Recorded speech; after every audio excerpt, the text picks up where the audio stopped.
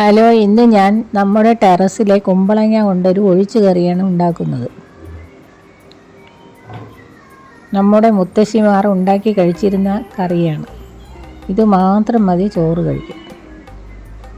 അപ്പോൾ അത് ഉണ്ടാക്കാൻ നമ്മൾ ആദ്യം കുമ്പളങ്ങ മുറിക്കാൻ എടുക്കാം. കുമ്പളങ്ങ പല അസുഖങ്ങൾക്കുമുള്ള ഒരു പച്ചക്കറിയാണ്. കുമ്പളങ്ങ താല്പര്യമില്ലാത്തവർ ഈ കറി ഉണ്ടാക്കിയാൽ കഴിച്ചു പോകും.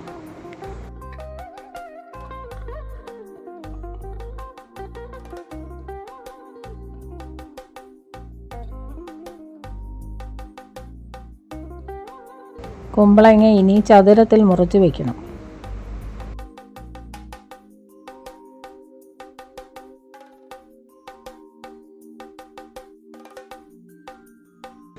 അധികം കഴുകേണ്ട കാര്യമില്ല.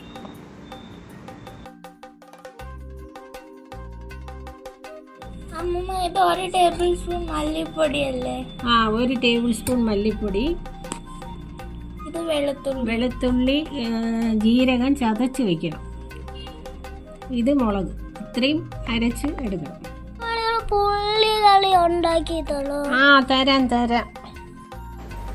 ചട്ടിയിൽ വെള്ളം ഒഴിച്ച് തിളയ്ക്കാൻ വയ്ക്കുക.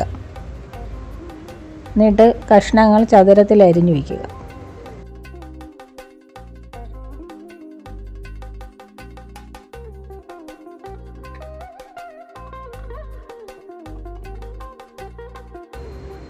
അധികം കഴുകേണ്ട കാര്യമില്ല. ഈ ചട്ടിയിലിട്ട് നേരത്തെ തയ്യാറാക്കി വെച്ച അരപ്പിൻ്റെ ഒരു പകുതി കൂടെ ഒഴിച്ച് വേവിക്കുക. പുളിയാണ്, നാരങ്ങ വലിപ്പത്തിൽ പുളി എടുത്ത് പിഴിഞ്ഞ് വെച്ചിരിക്കുക. അതിപ്പോഴും ഒഴിക്കണ്ട. എന്നിട്ട് ഉപ്പിട്ട് വേവിച്ചെടുക്കുക. ഇനി ആ പുളി പിഴിഞ്ഞ് വെച്ചിരിക്കുന്നത് അതൊഴിക്കുക. പിന്നെ ബാക്കി അരപ്പിൻ്റെ പകുതി ഉണ്ടായിരുന്നല്ലോ, അത് ഒഴിച്ച് തിളപ്പിച്ചെടുക്കുക. ശകലം കായപ്പൊടി, ഒരു നുള്ളു കായപ്പൊടി കൂടെ ചേർക്കുക. എന്നിട്ട് കടുക് വറുക്കുക. സവാള, കടുക്, ഉള്ളി, പിന്നെ ഒരു സ്പെഷ്യൽ ഐറ്റം കൂടെ ഞാൻ ചേർക്കണമുണ്ട്. അത് മുരിങ്ങയിലയാണ്. മുരിങ്ങയില എല്ലാം കൂടെ ചേർത്ത് കടുക് വറുത്ത് ഇടുക. നല്ല സ്വാദിഷ്ടമായ പുളിങ്കറി റെഡി. ഇത് കൂട്ടി ഞാൻ ഊണ് കഴിക്കാൻ പോവുകയാണ്.